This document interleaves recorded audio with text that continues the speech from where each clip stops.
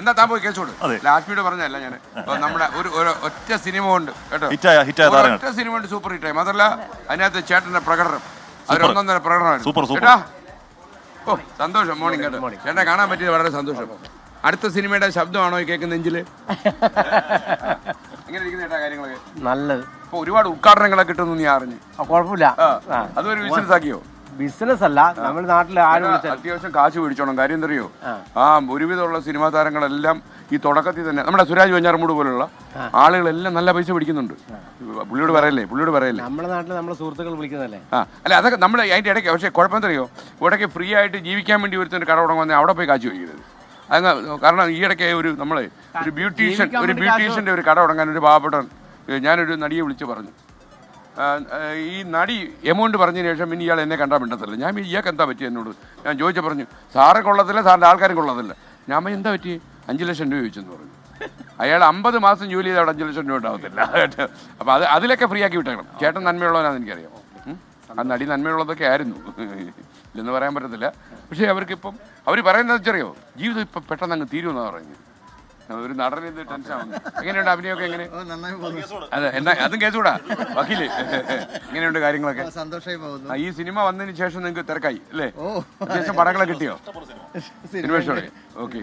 ചേട്ടാ എനിക്ക് സാറിനെ കണ്ടതിൽ വളരെ സന്തോഷം. എനിക്ക് ഞാൻ ഈ ചേട്ടനെ കണ്ടിട്ടുണ്ടോ? ഈ ചേട്ടനെ കണ്ടിട്ടില്ല, ആദ്യം കാണാം. Okay okay. ചർച്ചയിൽ വരാറ എനിക്കറിയാം. ഓക്കെ, അങ്ങനെ ചർച്ചയൊക്കെ എൻകൗണ്ടറിലൊക്കെ അല്ലേ? പാട്ടുകാരാ സുഖമായി പോകും സാർ. കാര്യങ്ങൾ കുഴപ്പമില്ല. ഇപ്പൊ സീസൺ കുറിച്ചൊക്കെ പരാതി വരുന്നുണ്ട്. ഇല്ലല്ലോ. അല്ല താങ്കളെ കുറിച്ചല്ല, പൊതുവെ കലാരംഗത്ത് പ്രവർത്തിക്കുന്ന ആൾക്കാരൊക്കെ ലഹരിയുമായി താല്പര്യമുള്ളവരാണെന്നോ ഇറങ്ങി ഓടിയെന്നോ അതിലൊക്കെ പറയുന്നുണ്ട്. ദയവ് ചെയ്ത് ഇനി ഓടരുത്. ഓടിയാ പോലീസ് പിടിച്ചു നിർത്തും, കാര്യം ചോദിക്കും. ഒരു പാട്ടിന്റെ നമുക്ക് ആ പാട്ടം കേട്ടാലോ?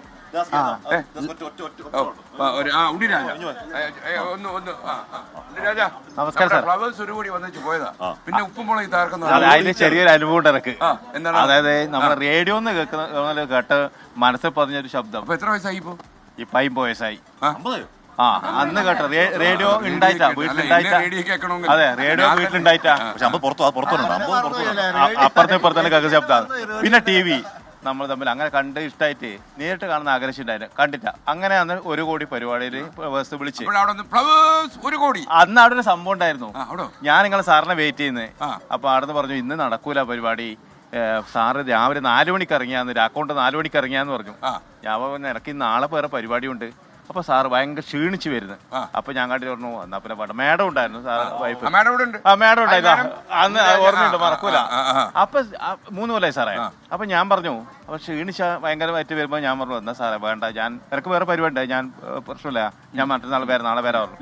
അപ്പൊ സാറ് ഞാൻ കണ്ടു പറഞ്ഞു, സാറ് വേണ്ട, ഉണ്ണിരാജനെ പോട്ടല്ലേ ഇപ്പൊ ചെയ്യാന്ന് പറഞ്ഞു. അപ്പൊ സാറ് പറഞ്ഞൊരു കാര്യമുണ്ട്. ഇപ്പൊ ഞാൻ ചോദിച്ചു, സാറേ എന്നെ കുറിച്ച് എന്തെങ്കിലും അറിയണ്ടേ, ഞാൻ പറയണ്ടേ, പെട്ടെന്ന് ലൈവ് അല്ലല്ലോ, ഇങ്ങനെ അത് പ്രശ്നമില്ല, നമുക്ക് പറഞ്ഞു പറയുമ്പോ സാറ് ഭയങ്കര ക്ഷീണിച്ചിരിക്കുന്നു. ഏക്ഷം പറയുമ്പോ സാറിന്റെ എണീച്ച് നേരെ നിൽക്കുന്നു. ഞാൻ ആള് മാറിയാ. പിന്നെ സാറിന്റെ എന്നെ മൊത്തം ബയോഡേറ്റ അങ്ങോട്ട് ചോദിക്കുന്ന പറയുന്നത് ലൈവ് പോലെ മൊത്തം ഒരു ടേക്കോ എക്സ്ട്രാ ഒന്നും ഇല്ലാണ്ട് ഇങ്ങനെ പോയി. ഞാൻ ആകെ തലവ് ഞാൻ ആലോചിച്ച സാറേ. ഇതിനകത്ത് വേറെ തമാശയില്ലേ, നമ്മളിപ്പോ രാത്രി കിടന്ന് ഉറങ്ങുമ്പോൾ ക്ഷീണിച്ച് കിടന്ന് ഉറങ്ങത്തില്ലേ? 12 മണി നമ്മള് പരുവത്തി കിടന്ന് ഉറങ്ങി തുടക്കെടുത്ത് കൈ വെച്ചിട്ട് കിടന്ന് ഉറങ്ങത്തില്ലേ? ഉറങ്ങുന്നത് ഫ്ലവേഴ്സ് 1 കോടി. അതുമല്ല, രാവിലെ അക്കൗണ്ട് പോയതാ, പിന്നെ രാത്രി 12:30 മതി. അപ്പാടെ കഴിഞ്ഞു. സാറ് ക്ഷീണിച്ചിട്ട് എന്നെ പോകും. ഇതെന്താ? ഞാനിത് അനുകരിക്കുന്ന ആരെയാണെന്നറിയോ? നമ്മുടെ ജഗദീഷ് കുമാർ.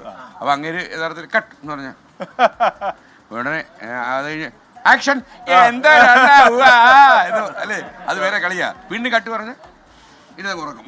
ഞാൻ അനുഭവിച്ച രഹസ്യം എന്താ സാർ? ജീവിച്ചു പോകാനുള്ള ഒരു കളിയാ ചേട്ടാ ഇത്. കേട്ടോ, അരിപ്രശ്നമായിട്ടോ ഇത്, അരിപ്രശ്നമാണ്. എന്നാലും പുതിയ തലമുറയിലേക്ക് ഇവർക്കൊക്കെ പറഞ്ഞു കൊടുക്കാനില്ല. ഇത് പുതിയ തലമുറ, ഇത് കുറെ കൊല്ലമായി. ഞങ്ങളുടെ തലപ്പൊക്കമുള്ള അവതാരമാണ് സാർ. ഈ തിരക്കഥ എഴുതിയില്ല സാറ് ഒരു സിനിമക്ക്, അതിന്റെ എക്സ്പീരിയൻസ് എങ്ങനെയായിരുന്നു? സിനിമയായി നമുക്ക് പറ്റിയ പണിയല്ല. എന്താ കാരണം? അല്ല, ഞാൻ എന്താ പറയുക, എന്റെ നാവിന്റെ കുഴപ്പമായിരിക്കും, അവരുടെ കുഴപ്പമല്ല. ഞാന് ആദ്യത്തെ സിനിമ രാജേന്ദ്രൻ, അത് ഏഷ്യാനെറ്റിലാണ് അത് വരുന്നത്. അതായത് നമ്മൾ അവിടെ ഇപ്പൊ നമ്മളിപ്പോ പകലാണോന്ന് ചോദിച്ചാൽ നമ്മൾ പകലെന്ന് പറയും. സിനിമയെ കുറിച്ച് വരെ രാത്രിയാന്ന് പറയേണ്ടി വരും. അത് സത്യം പറഞ്ഞാൽ അവിടെ അങ്ങ് പിടിച്ചിരിക്കാൻ പറ്റില്ല. അപ്പോൾ എനിക്കൊരു ദിവസം എൻ്റെ തലയിൽ കയറുന്ന ആരോ പറയാണ്, ഡേ നിനക്ക് പറ്റിയ പണിയല്ലേ സ്ഥലം വിടുന്നു പറഞ്ഞു. അപ്പോൾ ഞാൻ എന്തായെന്നറിയോ, പ്രൊഡ്യൂസർ ഒരു സിനിമയ്ക്ക് ഒരു അഡ്വാൻസ് തന്നിട്ടുണ്ടായിരുന്നു. ഞാനൊരു കത്തെഴുതി ആ ഒരു ചെക്ക് എഴുതി വെച്ചിട്ട് ഞാൻ പോവുകയാണ് തിരുവനന്തപുരത്തേക്ക്, ഞാൻ റോങ് റൂട്ടിലാണ് സഞ്ചരിക്കുന്നത് തോന്നി. അല്ലെങ്കിൽ കേരളത്തിലെ ഏറ്റവും മികച്ച തിരക്കഥ അങ്ങനെ രഞ്ജിത്തൊക്കെ കേട്ടാ ബോധക്കേട് വരും കേട്ടോ. അപ്പൊ രഞ്ജി പണിക്കർ നമ്മുടെ സുഹൃത്തുക്കൾ അവരൊക്കെ. ഞാനൊരു ചോദ്യം ചോദിച്ചിട്ടുണ്ട്. ഈ 40 വർഷമായല്ലോ ഈ ഫീൽഡിൽ, സാറിന് ഈ ഒരു കേരളത്തിന്റെ സാമൂഹിക മാറ്റങ്ങളിൽ വലിയ പങ്ക് മാധ്യമങ്ങൾക്കുണ്ട്. ഒരു മീഡിയ പേഴ്സൺ എന്നതിൽ സാറ് ഇനീഷ്യേറ്റ് ചെയ്ത് പ്രധാനപ്പെട്ട എന്തെങ്കിലും 1-2 മാറ്റങ്ങളെ കുറിച്ച് പറയാം. ഞാൻ ശരിക്കും ഈ നമ്മൾ തമ്മിൽ കാലഘട്ടത്തിലൊക്കെ തന്നെ ഈ ചില വിദ്യാഭ്യാസ രംഗത്ത് ചില മാറ്റങ്ങൾ തന്നെ ചില നമ്മൾ തമ്മിലാണ് കൊണ്ടുവന്നത്. അന്ന് ഒരു നമ്മൾ തമ്മിൽ എന്നൊക്കെ പറഞ്ഞ ഒരു ടെലിവിഷൻ സീരിയൽ പോലെ അറിയാലോ, അത്ര സൂപ്പർ ഹിറ്റാ. അപ്പൊ അതിലൂടെ അവതരണത്തിന്റെ രീതിയാണ് ആൾക്കാർക്ക് ഒരു കാര്യം പറഞ്ഞാൽ അങ്ങനെ കുറെ ചേഞ്ചസ് കൊണ്ടുവരാൻ പറ്റും. നമ്മൾ അതിനെക്കുറിച്ച് നമ്മൾ ക്രെഡിറ്റ് എടുക്കണ്ട, നമ്മൾ നിമിത്തമാകുന്നു, അത്രേ ഉള്ളൂ. അപ്പൊ ആശ്വി ഞാനും ഒക്കെ പറഞ്ഞ ചില കാര്യങ്ങളൊക്കെ ചില ആൾക്കാരെ ഇൻഫ്ലുവൻസ് ചെയ്യും. അപ്പൊ നമ്മളത് ചിലപ്പോൾ ചില മാറ്റങ്ങൾ കാരണമാകും. പക്ഷേ ഈ 40 കൊല്ലത്തിനിടയിൽ എന്നെ വേദനിപ്പിക്കുന്ന കാര്യം എന്താണെന്നറിയോ, ഞങ്ങൾ ഈ 14 ജില്ലയും 14ാമത്തെ ജില്ലയിൽ നിൽക്കുക. യാത്ര ചെയ്യുമ്പോൾ ഞങ്ങൾക്ക് മനസ്സിലായ ഒരു കാര്യം, കേരളം ആകെ മാറിപ്പോയി. കേരളം അല്ലത് ചേട്ടൻ പറഞ്ഞോലല്ല, ഇത് പോസിറ്റീവ് മാറ്റല്ലേ? അല്ലല്ല, നെഗറ്റീവ് പോസിറ്റീവ് ഉണ്ട്. ഞാൻ പറഞ്ഞ ലഹരിയുടെ കാര്യമാണ്. ഈ കേരളം ഇങ്ങനെയൊന്നും ആകാനേ പറ്റില്ല. അതുകൊണ്ട് ഞങ്ങളുണ്ടല്ലോ ലാസ്റ്റ് വാർ പ്രഖ്യാപിച്ചു കഴിഞ്ഞു, അന്തിമ യുദ്ധം. അവസാനത്തെ MDMA-കാരനെ കൂട്ടിൽ അടച്ചിട്ടേ ഞങ്ങൾ അത് വളരെ നല്ല കാര്യമാണ് തീർച്ചയായും. പക്ഷേ ഈ കാസർഗോഡ് ജില്ലയിൽ വലിയ സജീവമായിട്ട് ലഹരി ഉണ്ട്, പക്ഷെ പോലീസ് നന്നായിട്ട് സജീവമായി ഇടപെടുന്നുണ്ട്. എല്ലായിടും പോലീസ് എല്ലായിടും സജീവമായി. കാര്യം ഇത് അൺയൂഷ്വൽ പ്രതികരണമാണ്. അമ്മമാരൊക്കെ പുറത്തിറങ്ങി തുടങ്ങി. നമ്മുടെ അവിടെ ഒരു ടോൾ ഫ്രീ നമ്പർ ഉണ്ട് ചാനലിൽ, അവിടെയൊക്കെ വിശ്രമമില്ലാതെ ആൾക്കാർ വിളിച്ചോണ്ടിരിക്കുക. ഈ സിനിമാ ഫീൽഡിലെ മയക്കുമരുന്നുമായി ഇപ്പം വളരെ സജീവമാണല്ലോ. ഇപ്പൊ നേരത്തെ സിനിമ MP രാജേഷ് പറഞ്ഞ കറക്റ്റ് കാര്യം. സിനിമ എന്തിനാ മാറ്റി നിർത്തുന്നു? ടെലിവിഷൻ എന്താ മാറ്റി നിർത്തുന്നു? കാര്യം ഇത് ഇവിടെ മയക്കുമരുന്ന് ഉപയോഗിച്ചാലും എങ്ങനെ രംഗമൊന്നുമില്ല, കൈയോടെ പിടിക്കണം അല്ലേ? കാര്യം സിനിമാക്കാർക്ക് കുറച്ചുകൂടി ഉത്തരവാദിത്തമുണ്ട്, ടിവിക്കാർക്കും. നമ്മളൊക്കെ മോഡലാ, നമ്മളൊക്കെ അടിച്ചു പൂക്കുറ്റിയെ രാവിലെ ഇറങ്ങി കഴിഞ്ഞാൽ. മമ്മൂട്ടി സാർ നേരത്തെ ഒരു ഇന്റർവ്യൂവിൽ പറയുന്നത് അദ്ദേഹം ഭയങ്കര ചെയിൻ സ്മോക്കർ ആയിരുന്നു.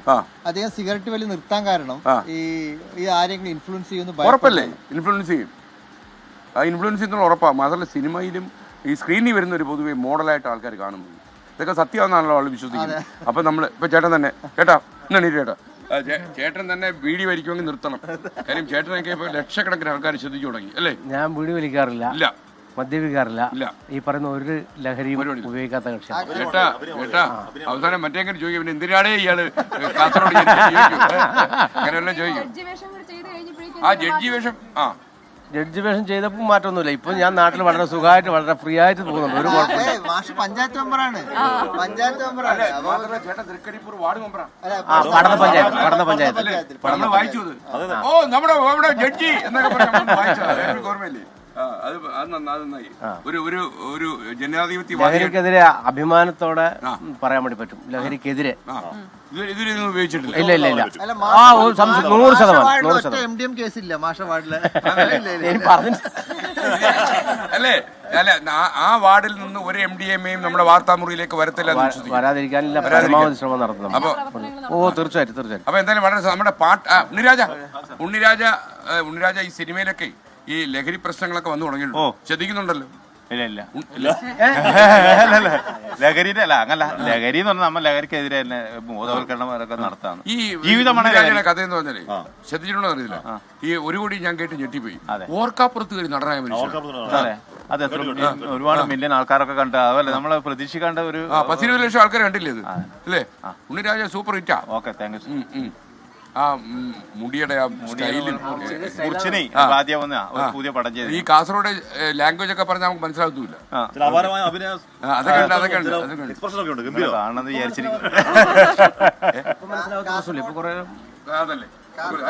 കാസർഗോഡ് ഭാഷ എല്ലാവർക്കും മനസ്സിലാവുന്ന ഒരു സ്റ്റൈലിലേക്ക് എത്തിയില്ല ഇപ്പൊ.